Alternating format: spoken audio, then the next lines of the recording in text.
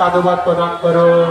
সাধু সাধু সাধু।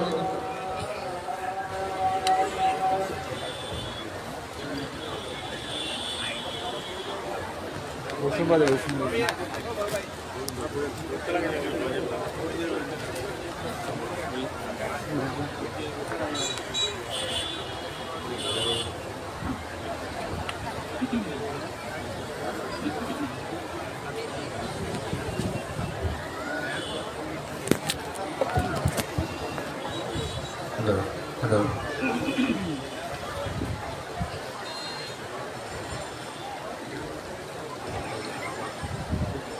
বন্ধু চাহ মঙ্গল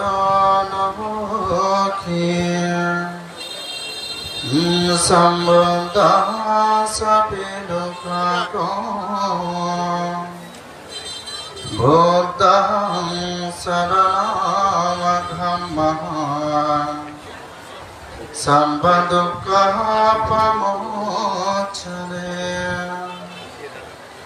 ধম্মচ মঙ্গলোলোকে ধম্বিরতি দুন্দস ধম্মং শরণমঘম্মঃ সর্বদুঃখপমোচনে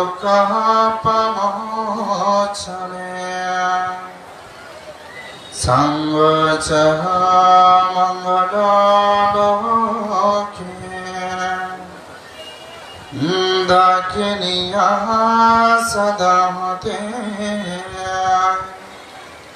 সঙ্গং শরণমঘম্মঃ সর্বদুঃখপমোচনে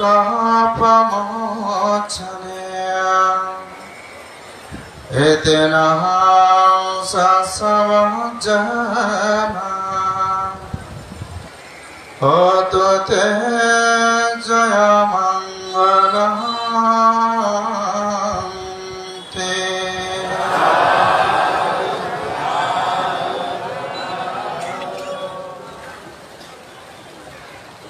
যার সর্বপ্রথম সদ্ধর্মদেশনা আসনে পঞ্চবর্গীয় ভিক্ষুদের মধ্যে অরহত অন্যান্য তথা 18 কোটি দেববর্মার ধর্মযুগ উৎপন্ন হয়েছিল। আলো উৎপাদনকারী, প্রজ্ঞা উৎপাদনকারী, বীর্য উৎপাদনকারী মহাকারণী তথাগত সম্যক সম্বন্ধকে প্রথমে শ্রদ্ধায় কৃতজ্ঞতায় বন্দনা জ্ঞাপন করছি।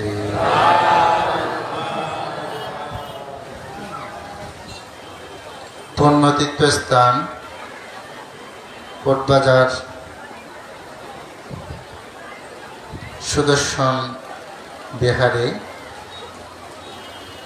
আজকে সর্বশেষ কঠিন চিবরদান, চলমান কঠিন চিবরদান অনুষ্ঠানের যিনি সভাপতির আসন অলঙ্কৃত করেছেন, আমাদের সকলের আশীর্বাদ মহান কল্যাণ মিত্র উকিয়া সংঘরাজ ভিক্ষু সমিতির সুযোগ্য সভাপতি পণ্ডিত পরম শ্রদ্ধেয় ধর্মপাল মহাতের ভান্তের প্রতি বিনম্র চিত্তে বন্দনা জ্ঞাপন করছি।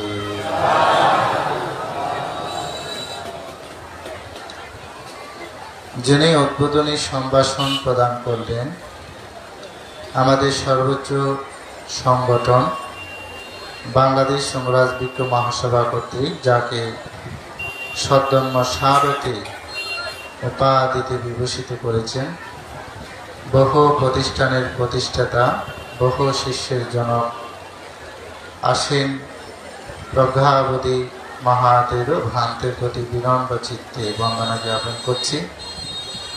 বন্দনা জ্ঞাপন করছি বিনয়শীল পরম পূজ্য সুদেশক জ্যোতিলঙ্কার মহাতের পরম পূজ্য অত্র বিহারের যিনি অধ্যক্ষ,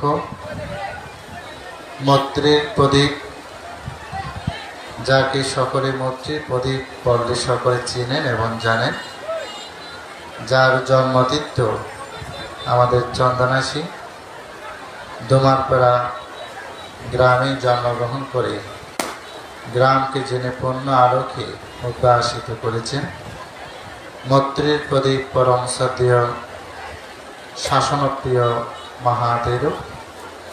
আমাদের লোকনীতির একটি গাথা আছে, ছেলে ছেলে না মানিকাং, গাজে গাজে না মুক্তিকাং, বনে বনে না ছান্দানাং, টানে টানে না পাণ্ডিতা।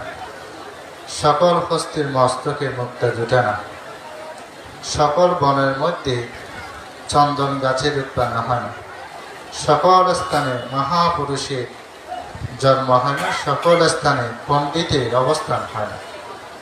কোটবাজার বাসীগণ, আপনারা এত পুণ্যবান, এত সৌভাগ্যবান, একজন মৈত্রীর প্রদীপ বিনয়শীল ভিক্ষু আপনারা লাভ করেছেন, এখানে অবস্থান করছেন। প্রাণ থেকে আমার বিনম্র চিত্তে বন্দনা জ্ঞাপন করছি। আপনারা যারা আপনাদের সুন্দর চিন্তা চেতনাকে সর্বাগ্রে সাধুবাদ জানাচ্ছি। এত নীরবতা, এটা আমাদের দক্ষিণ অঞ্চলে হয়তো কথা। আপনাদের নীরবতা দেখে আমি খুবই আনন্দিত হয়েছি, যে জিনিসটা হয়তো অনেক জায়গাতেই পাওয়া যায় না। আপনাদের সুন্দর চিন্তা চেতনাকে সর্বাগ্রে আমার ভিক্ষু জীবনের দানময় শিরময় ভাবনাময় পুনরাশি আপনাদের নিরোগ এবং দীর্ঘ জীবন কামনার্থে পুনরাশি মৈত্রী চিত্তে দান করছি।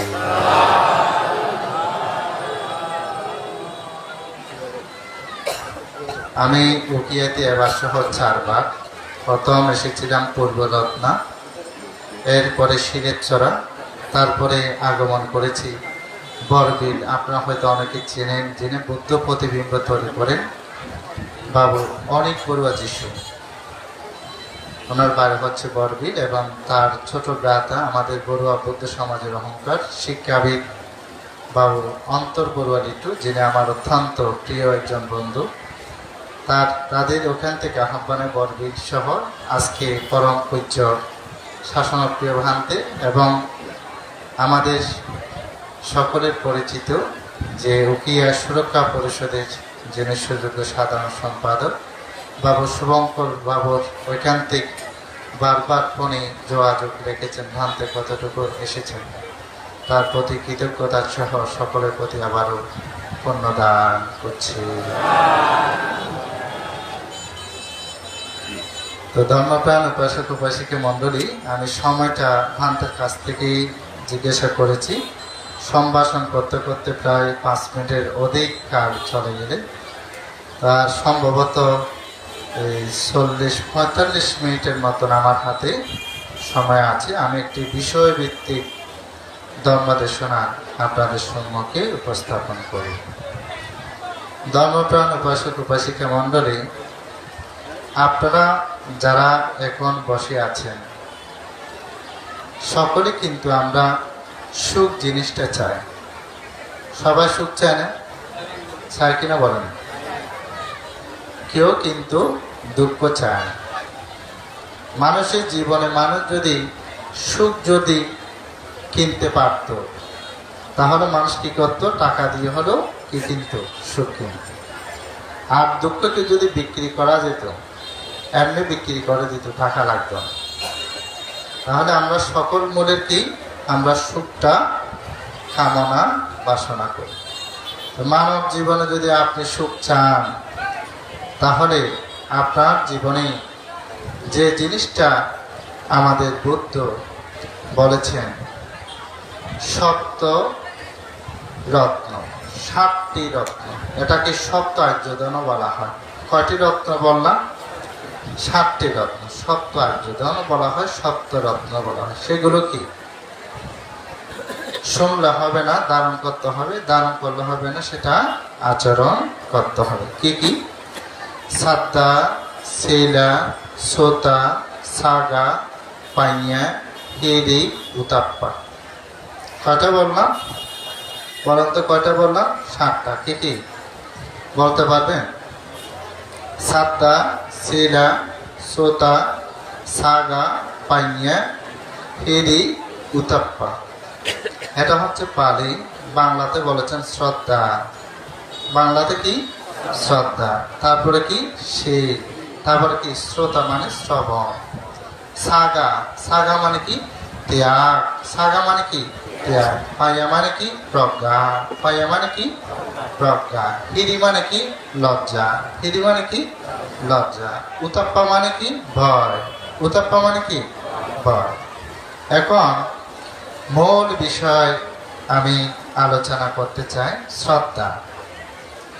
আমি যদি এখন প্রশ্ন করি আপনাদের কি শ্রদ্ধা আছে, সবাই বলবেন বানতে কেন এই কথা। আমাদের থেকে অবশ্যই কি আছে, শ্রদ্ধা আছে, এই কথা বলবেন। কিন্তু আপনাদের শ্রদ্ধা লটসপ করে কিনা বলেন। এখন আছে এখন নাই। কচু পাতা দেখেছেন, কচু পাতা পানি পড়লে কতক্ষণ থাকে, কিছুক্ষণ পরে সেটা আবার পড়ে যায়। আমাদের শ্রদ্ধাটা হচ্ছে এরকম, এখন আছে এখন নাই। কিন্তু বোধিসত্ত্ব যারা পারামি পূরণ করে, বোধিজ্ঞান লাভ করে, তাদের শ্রদ্ধা অটল, তাদের শ্রদ্ধা কখনো লটসট করে না। তাহলে সেটার উদাহরণটা আমি প্রয়োগ করি। আমাদের সিদ্ধার্থ যখন তিনি বের হয়েছিলেন, তিনটি কারণে বের হয়েছিলেন। কি কি কারণ?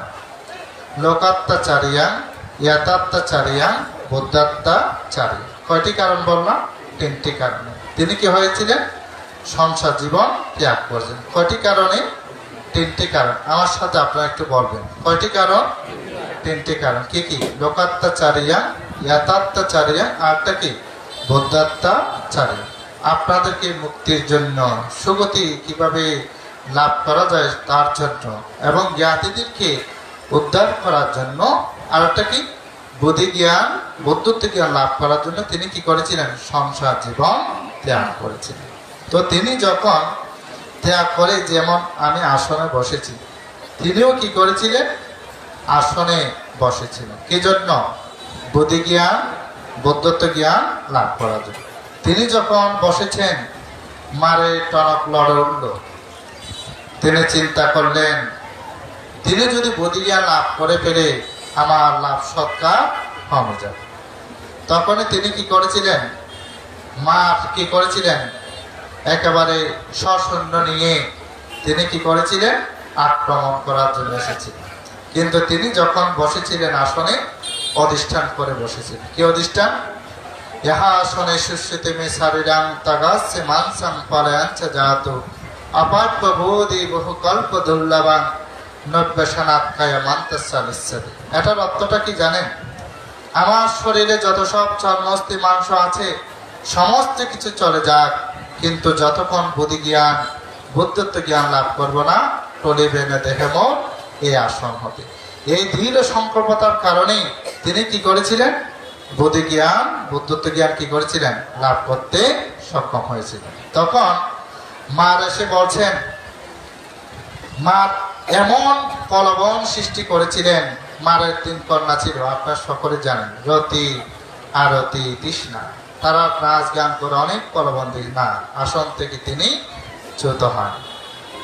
ক্ষুধা উৎপন্ন করে দিয়েছে, আসন থেকে চ্যুত করা না, তিনি আসন থেকে চ্যুত হন। গরম উৎপন্ন করে দিয়েছে, পানি আছে, ধ্যান ভঙ্গ করলে শীতল হওয়া যায় না, তিনি আসন থেকে চ্যুত। পানির পিপাসা উৎপন্ন করে দিয়েছে, তিনি আসন হতে চ্যুত হন। শেষান্তে মারের একটি অস্ত্র ছিল। কি অস্ত্র জানেন? মারের একটি অস্ত্র ছিল, যে অস্ত্রটির নাম হচ্ছে চক্রায়ুধ অস্ত্র। কোন অস্ত্র বলতো? কোন অস্ত্র? চক্রায়ুধ অস্ত্র। এই অস্ত্রটা সিদ্ধার্থকে নিক্ষেপ করেছিল। আপনারা দেখবেন জন্ম থেকে মৃত্যু পর্যন্ত পদ্মাতে দেখেননি, বড় পদ্মাতে যখন তীরটা নিক্ষেপ করেছিল, নিক্ষেপ করার সাথে সাথে সে তীরটা কি হয়েছিল, ফুল হয়ে পড়ে। দেখেছেন না? এটা আপনারা জন্ম থেকে মৃত্যু পর্যন্ত, পরিনির্বাণ পর্যন্ত এগুলো দেখা হয়। এটা কি হয়ে পড়ে গিয়েছে, ফুল হয়ে। যে অস্ত্রটার কি নাম বললাম, চক্রায়ুধ অস্ত্র। এটা কিন্তু বুদ্ধকে, সিদ্ধার্থকে আক্রমণ করতে পারেন না, এটা ফুল হয়ে পড়েছে। এখন মার চিন্তা করলেন, ওহো, আমার যে অস্ত্র ছিল, যে শ্রেষ্ঠতম অস্ত্র ছিল, এটা নিক্ষেপ করলাম না, কোনো কিছু হলো না। তখনই তিনি কি করলেন জানেন? সেখানে এই অস্ত্র যখন কাজ হলো না, শেষান্তে তিনি আরেকটি পন্থা অবলম্বন করলেন। সেখানে দেবতা ছিল। দেবতাদেরকে বলছেন, আচ্ছা তোমরা বলো তো এই আসনটা কার? কে বলছেন? মার বলছেন, তোমরা সাক্ষী দাও এই আসন কার? সেই দেবগণ মায়ের বইয়ে, অর্থাৎ তাদেরকে সাজা দেবে এই বইয়ে, তারাও সাক্ষী, মিথ্যা সাক্ষী দিল। কিরকম সাক্ষী? এই আসন তো ওনার নয়, এই আসনটা হচ্ছে আপনার। কার আসন বলেন না? মারের আসন। তখন সিদ্ধার্থকে মার বলছেন, এখন বলুন আপনার সাক্ষী কোথায়? আমার সাক্ষী তো দিচ্ছি, আপনি আসন থেকে চ্যুত হন।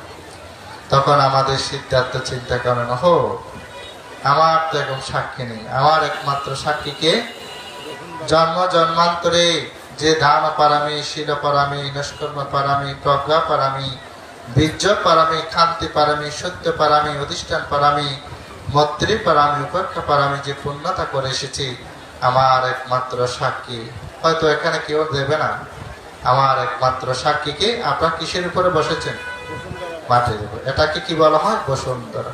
কাকে সাক্ষী করেছেন? অনন্তপক্ষে সবাই বিশ্বাসঘাতকতা করতে পারলেও এই বসুন্ধরা কখনো কি করবে না? বিশ্বাসঘাতকতা করবে। কাকে সাক্ষী করেছেন?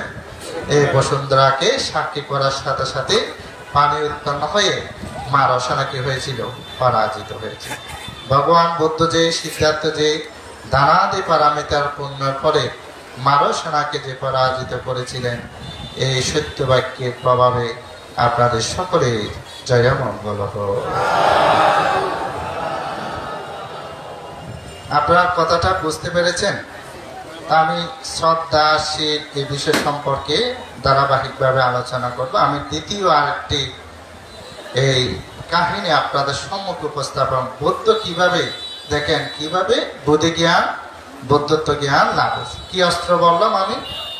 কি অস্ত্র বললাম? চক্রায়ু অস্ত্র। কাকে নিক্ষেপ করেছিলেন? সিদ্ধার্থকে। এটা কি হয়েছে? ফুল হয়ে পড়েছে। তদ্রুপ ভাবে আরেকটি অস্ত্র আমাদের বুদ্ধকে নিক্ষেপ করেছিল। সে অস্ত্রের নাম কি জানেন? আপনারা হয়তো অনেকে সে অস্ত্রের নাম শোনেননি। বুদ্ধকে আরেকটি অস্ত্র নিক্ষেপ করেছিল, যে অস্ত্রটির নাম ছিল দুঃসায়াদু অস্ত্র। কোন অস্ত্র বলুন তো? দুঃসায়াদু অস্ত্র। কাকে করেছেন? বুদ্ধকে। কে করেছেন? আলবক চক্র। কাকে করেছেন? বুদ্ধকে করেছেন। ডাইরেক্ট ভাবে কাকে করেছেন? বুদ্ধকে করেছেন। আপনারা হয়তো কাহিনীটা আপনাদের সম্মুখে উপস্থাপন করতে পারলে আপনারা বুঝতে পারবেন। ভগবান বুদ্ধ যখন সমাপত্তি ধ্যানে বসেছিলেন, উপকার করবেন আর কি, তখনকার সময় আপনার একটা গ্রাম ছিল, যে গ্রামের নাম হচ্ছে আলবিনগর। সে আলবিনগরে এক রাজা হরিণ শিকার করতে গিয়ে, কি শিকার বলেন তো? হরিণ শিকার করতে গিয়ে তিনি কি করলেন? হরিণ শিকার করেছে, কিন্তু হরিণটা কোথায় গিয়েছে জানেন? আলবক্ষ নিবাসস্থলে চলে গিয়েছে।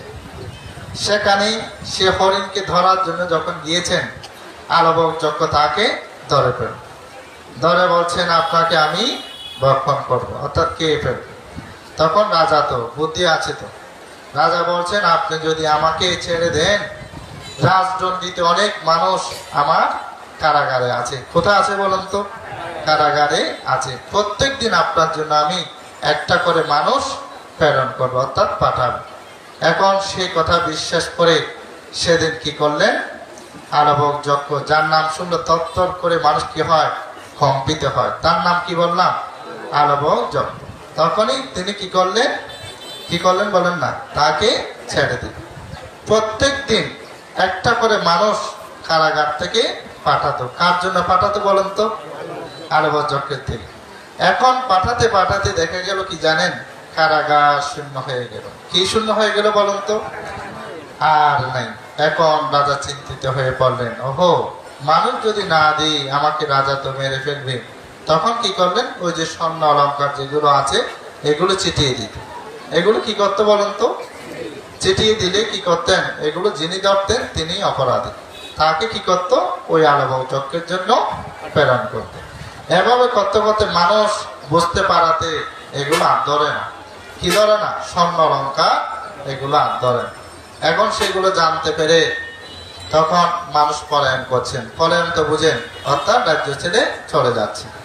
এখন রাজা চিন্তা করলেন, যারা গর্ভবতী, যাদের সন্তান হয়, এদের থেকে ফলে মাত্র রাজার অর্থাৎ আলাপ যজ্ঞের জন্য কি করতেন, রাজা পার্টি মাতৃজাতিগুলো সেগুলো জেনে গেছেন। তারা সেই নগরে, সেই রাজ্যে আর রইল না। তারা সবাই সেখান থেকে কি করলেন, পলায়ন করলেন, চলে গেলেন।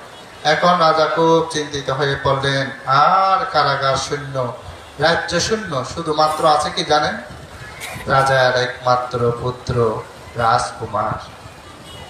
আপনারা তো জানেন, মা নিজের সন্তানের জন্য, পিতা নিজের সন্তানের জন্য কি করে, জীবন উৎসর্গ করে। ওহো, একমাত্র প্রিয় পুত্র আগামীকাল সে আরব যজ্ঞের জন্য প্রেরণ করবে।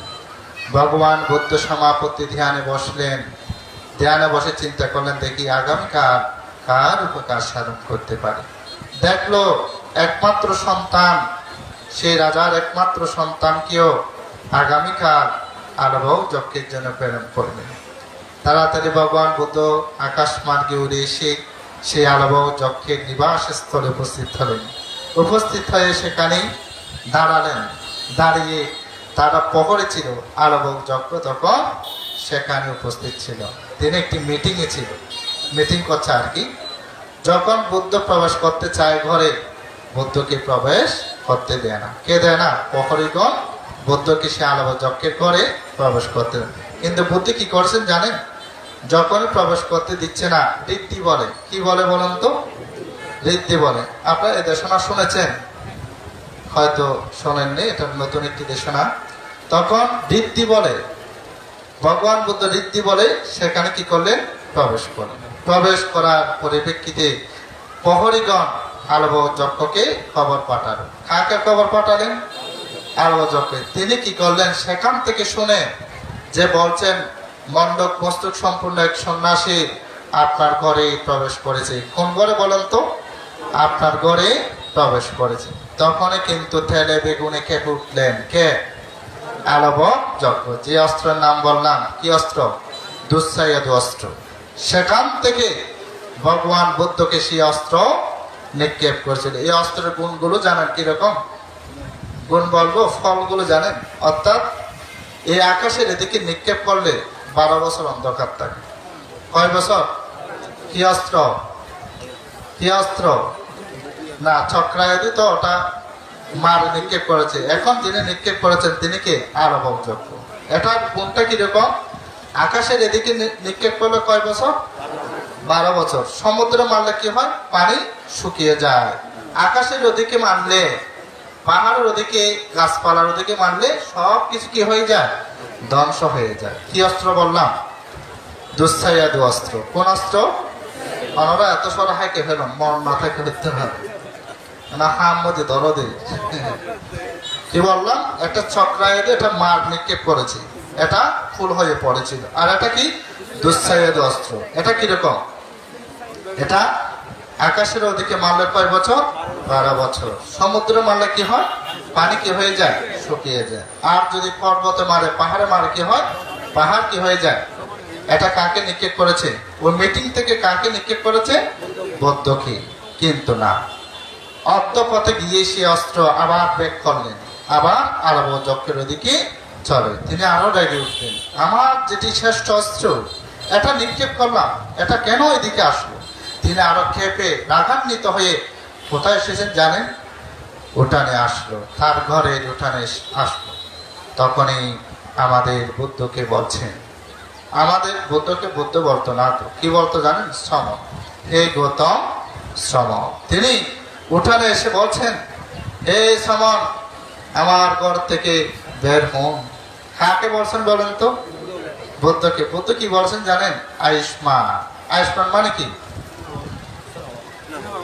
আয়ুষ্মান মানে বাজন, আয়ুষ্মান মানে ছোড়ো ছোড়ো। আয়ুষ্মান মানে কি? ছোট। আয়ুষ্মান, ঠিক আছে বলে বুদ্ধ কি করলেন? সেখান থেকে বের করে। দ্বিতীয়বার বলছেন, হে সমন, আমার ঘরে প্রবেশ করুন। দেখেন বুদ্ধকে কি কি করছেন। বুদ্ধ কি করলেন? ঠিক আছে বলে আবার প্রবেশ করলেন। দ্বিতীয়বার, হে সমন, আমার ঘর থেকে বের হন। বুদ্ধ কি করলেন? আবারও ঠিক আছে বলে বের হয়। এই সমান আবার ঢুকো আমার ঘরে, আবার ঢুকো। তৃতীয়বার এই সমান আমার ঘর থেকে বের হন, বের হয়েছে। এই সমান আবার ঢুকুন, ঢুকছে। চতুর্থবার বলছেন এই সমান আবার বের হন। বুদ্ধ বলছেন না, আমি আর বের হব না। তখন আরো বেশি খেপে বলছেন, আরো বেশি খেপে বলছেন এই সমান আমাকে চিনো? কে বলছেন? উনি তো নাম শুনলে তো বেশিরভাগ মানুষ ভয় পায়, ইনি কেন ভয় পাচ্ছেন না? তো তখন ওনাকে ভয় দেখাচ্ছে। কাকে? বুদ্ধকে। এই সমান আমাকে চিনো? একেবারে হাত পা গুটিয়ে ধরে এমন ভাবে উঁচিয়ে মারবো। উঁচিয়ে মানে কি? উড়িয়ে মারবো। আপনি কোথা পড়বেন? সমুদ্রে গিয়ে পড়বেন। কাকে বলছেন বলেন তো? বুদ্ধকে। তখন বুদ্ধ শান্তভাবে বলেছিলেন পৃথিবীর মধ্যে এমন কোন এখনো পুরুষ জন্মগ্রহণ করে নেই বুদ্ধকে হাত পা গুটিয়ে ধরে উঁচিয়ে মারলে সমুদ্রে গিয়ে পড়বে। পৃথিবীর মধ্যে এমন এখনো কোনো পুরুষ কি হয়নি, এখনো জন্মগ্রহণ করেনি, এখনো সৃষ্টি হয়নি।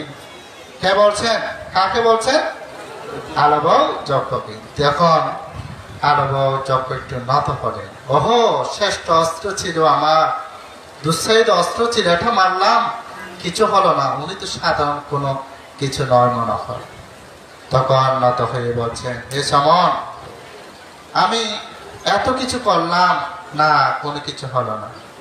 আমার একটি প্রার্থনা থাকবে, আমাকে কি আপনি একটু দেশনা দেবেন? কে বলছেন? কে বলছেন? হ্যাঁ, বুদ্ধি বলে হম না বলে। কে বলছেন? আরব যজ্ঞ। কাকে বলছেন?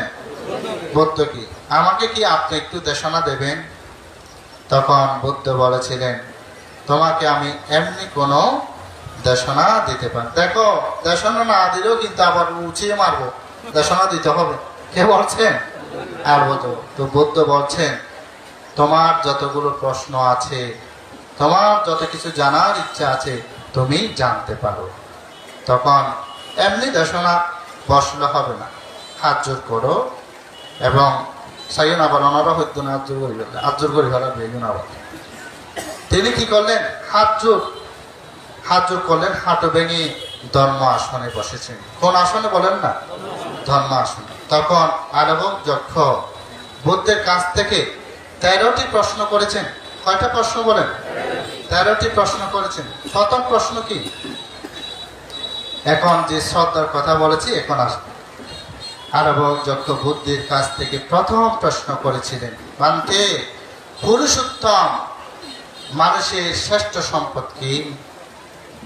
কি বলেছেন? পুরুষোত্তম মানুষের কি শ্রেষ্ঠ সম্পদ কি? বুদ্ধ কি বলেছেন? শ্রদ্ধা হচ্ছে মানুষের জীবনের সর্বশ্রেষ্ঠ কি সম্পদ। কি সম্পদ বলেন না? সর্বশ্রেষ্ঠ সম্পদ কি? শ্রদ্ধা। তাহলে শ্রদ্ধার একটু উপমা দিন, না হয় আপনারা বুঝতে পারেন।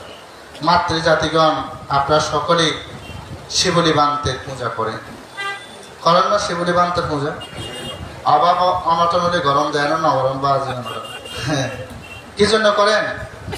শিবলি বান্তের পূজা কি জন্য করেন? গাথার মধ্যে আছে তাতু তেসাং বিশেষণা কাম্মানাং বিফুল উত্তমান লাভাং লাভানি সাব্বাতা ভানে গামে জলে তরে।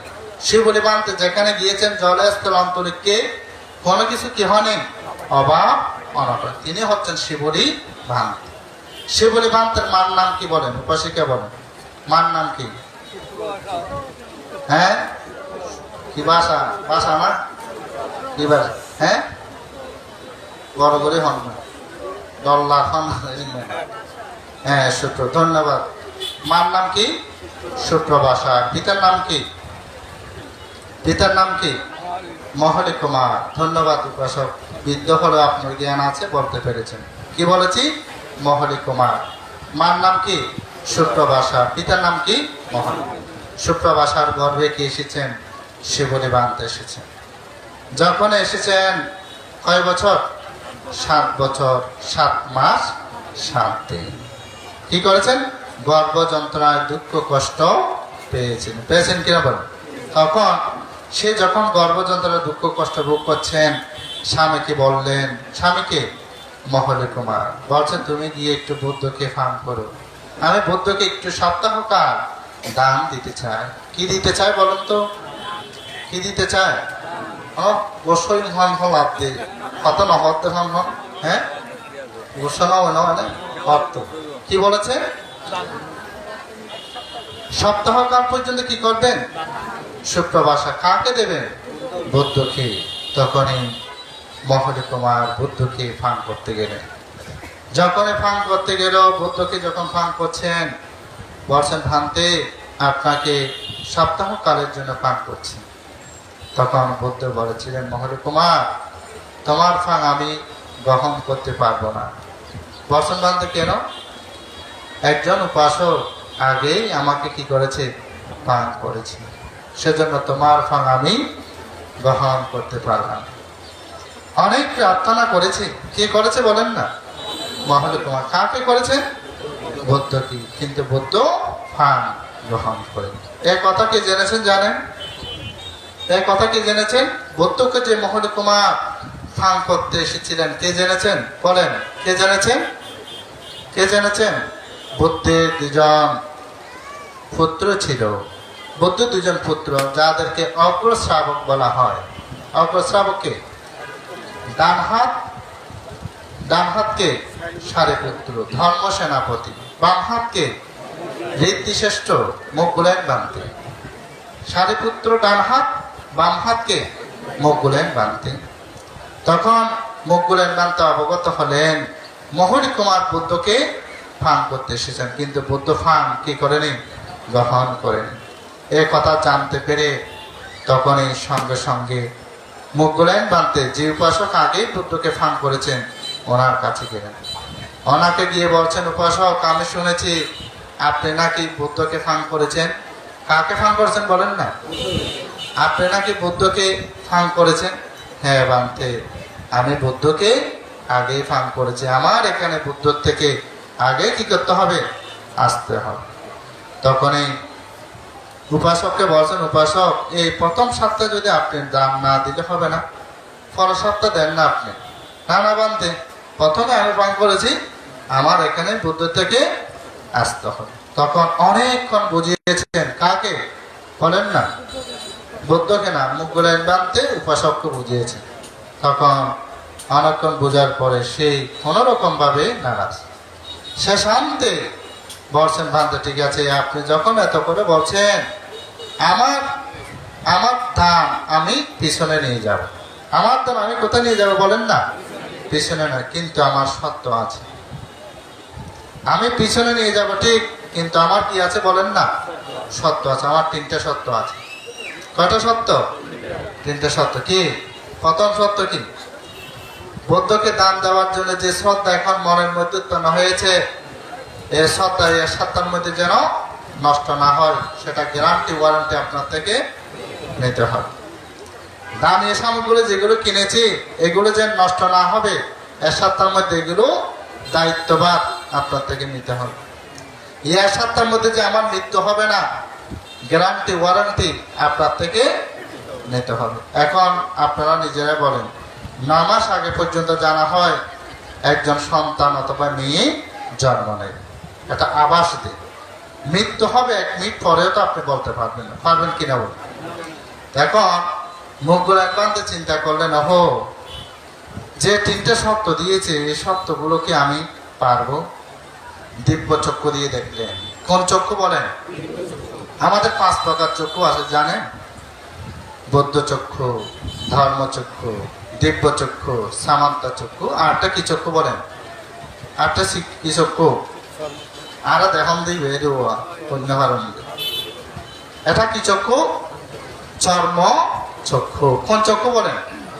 চর্ম। এটা শুধু আমি আপনাকে দেখি, আপনি আমাকে দেখি, কিন্তু মনে জল্পনা কল্পনা সম্পর্কে কেউ জানে। কিন্তু দিব্য চক্ষু মানে গতি উৎপত্তি চ্যুতি এগুলো সম্পর্কে জানে। সামান্ত মানে কি 31 লোকভূমি সম্পর্কে জানে। কে জানে? অরহত জানে, বৌদ্ধ জানে, আর কেউ জানে।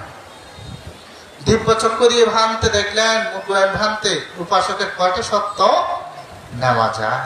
উপাসককে বললেন উপাসক আপনার তিনটা সত্য থেকে আমি দুইটা সত্য নেব। দেখি কি কি নেব বলেন তো।